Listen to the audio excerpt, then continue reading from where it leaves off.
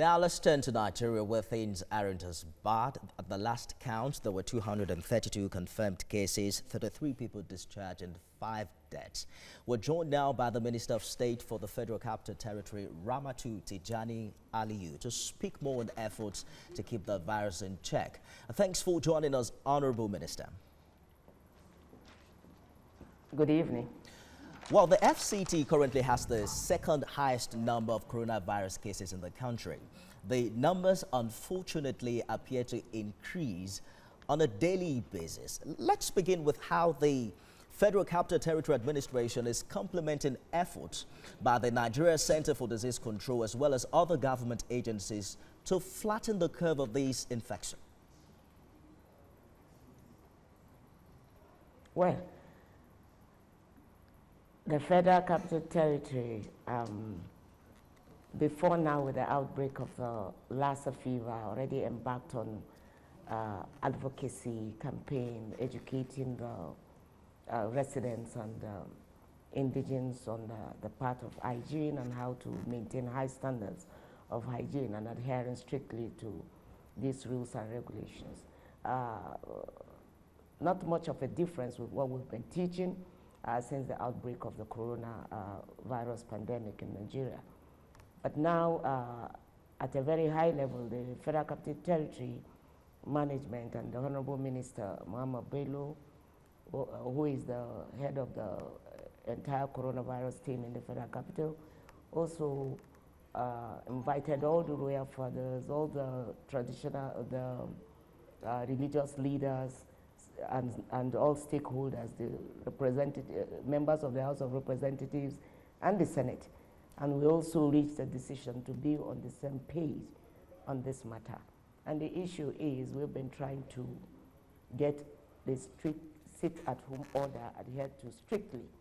And as much as this is being done within the Federal Capital City, we want to intensify that in the satellite towns or the area councils, where we happen to see the disorder there because they have not been obeying. The first day was okay. The second day of the sit at home, especially when they said they could transact their market and their businesses, so it became business as usual. But now that decision has been made by the management of the Federal Capital Territory, and now we will not take it lightly with anyone flouting these orders. So at the satellite towns and the borders of the Federal Capital will be secured clearly by the police force and members of the force authorities to ensure that you don't come into the Federal Capital Territory. And within the city center, also a decision has been taken, we'll announce after today, for a complete shutdown of the city center. You don't come in. And for those who will come in, they must obtain a pass, because we are trying to reduce or to even not to encourage at all the spread, because community spread of the disease is what we are afraid of practically, and that is what we must try to curb to the BRS minimum. Now in the Federal Capital Territory, as we can see from the results we have got so far, about 47 cases in the Federal Capital Territory, but it's still restricted within the city center. So we want to ensure that then it will also assist in tracking the contacts to ensure that the spread does not go beyond the city center. This we are doing, and so far so good. We are trying to also see how the markets, the major markets, must be shut completely so that we embark on the use of the neighborhood centers. Numbers are already taken, and of organized markets that will be supplying required items to homes where they will place orders rather than going around the city. And then you must restrict yourself to the street of your abode so that we know exactly how to track and where we have prevalent cases. Okay, let me butt in very quickly. I'm happy that you talked about the suburbs and the satellite towns, because there are reports that people in these areas have simply gone about their businesses and have mostly not observed safety regulations. They seem unaware of the gravity of this virus. Tell us precisely what your strategy is. We've seen the FCTA task force make some arrests in the past. Are you insinuating that you are going to be a little bit more forceful in implementing all of these orders? Absolutely, we will be more forceful in the implementation, and we are engaging all the royal fathers and community leaders as well. We are leaving no stone unturned, for they are embarking on street-to-street advocacy, and we are also using their leaders to speak to them in different dialects to get them to understand the implication. Many actually do not, for some, they do not believe, and some who do believe have this belief that it will not, the virus will not survive in this area because it is hot.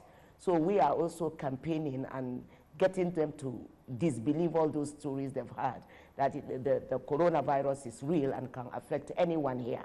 And Honorable Minister, the challenge with the use of force, if I might comment very quickly, unfortunately, are the videos that have surfaced online about how security operatives allegedly have manhandled civilians in this regards. How do you intend to avoid this? Well, that is why you heard at Benicio, I said advocacy. So the CP, in conjunction with the FCT task force, are moving from place to place.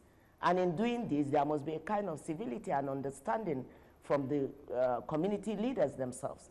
Also, within themselves are members that are part of us, the religious leaders, the representative of the youths and the women, and the civil society organization.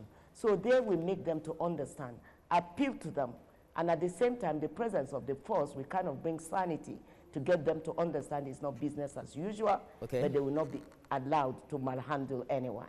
I get your point. Earlier today, the Presidential Task Force implored states to set up their own isolation centers to at least up to 300-bed capacity in order to complement federal government efforts in case of more positive cases. What is the FCT doing in this regard? Yes, the FCT has since upped its game in this, because we have also found about 3 to 4 isolation centers. Besides the Zuba, in Zuba, we have about 160 bed, capacity. We also have another one set we are getting fumigated now, is the Women Development Center, which is also another 100 bed capacity hall.